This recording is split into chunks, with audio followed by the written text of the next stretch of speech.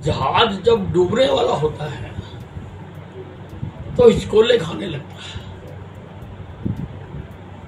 पंजाब कांग्रेस उसी प्रकार से हिचकोले खा रही है।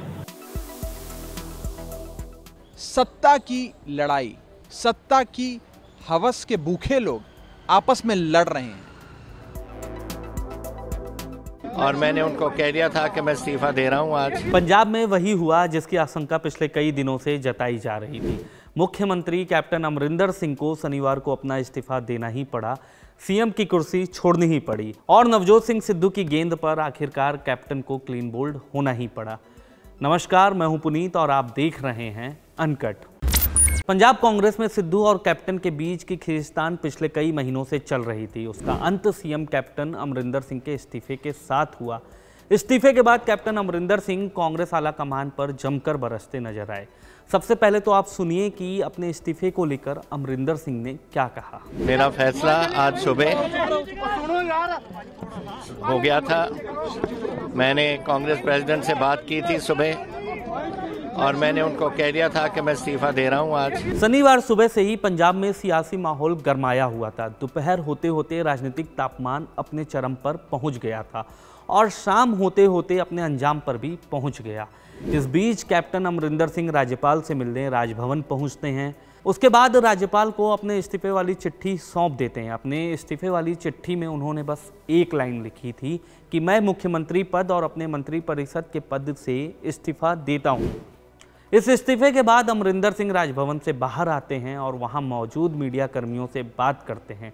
इस दौरान जब उनसे आगे की रणनीति के बारे में पूछा जाता है तो अमरिंदर सिंह ये कहते हैं कि वो पहले अपने लोगों से बात करेंगे और फिर आगे की चीजें तय करेंगे। आपने जो मर्जी कहना कह लो।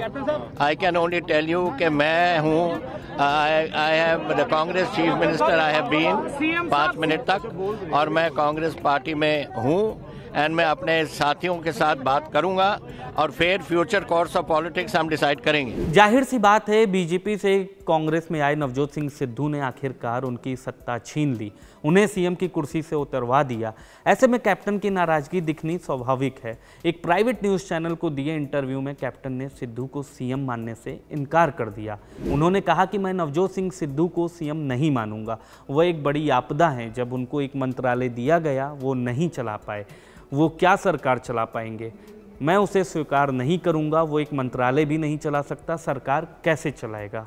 जाहिर है कैप्टन अमरिंदर सिंह का यूं सीएम पद से इस्तीफा देना बता रहा है कि पंजाब कांग्रेस में घमासान अभी खत्म नहीं बल्कि शुरू हुआ है। इस्तीफे के बाद हुई कांग्रेस विधायक दल की बैठक में शामिल नहीं होकर कैप्टन ने आला कमान को सीधा संदेश दे दिया है कि आने वाले दिनों में मुश्किलें और भी बढ़ने वाली हैं। विपक्षी पार्टियां भी कांग्रेस में मची तबाही की कलह पर चुटकी ले रही हैं।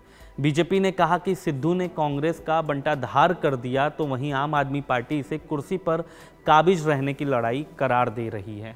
इसकी पटकथा तो उसी दिन लिख दी गई थी जिस दिन नवजोत सिंह सिद्धू कांग्रेस में शामिल हुए थे, क्योंकि जहाँ जहाँ पांव पड़े संतन के तहीं तहीं बंटा धार।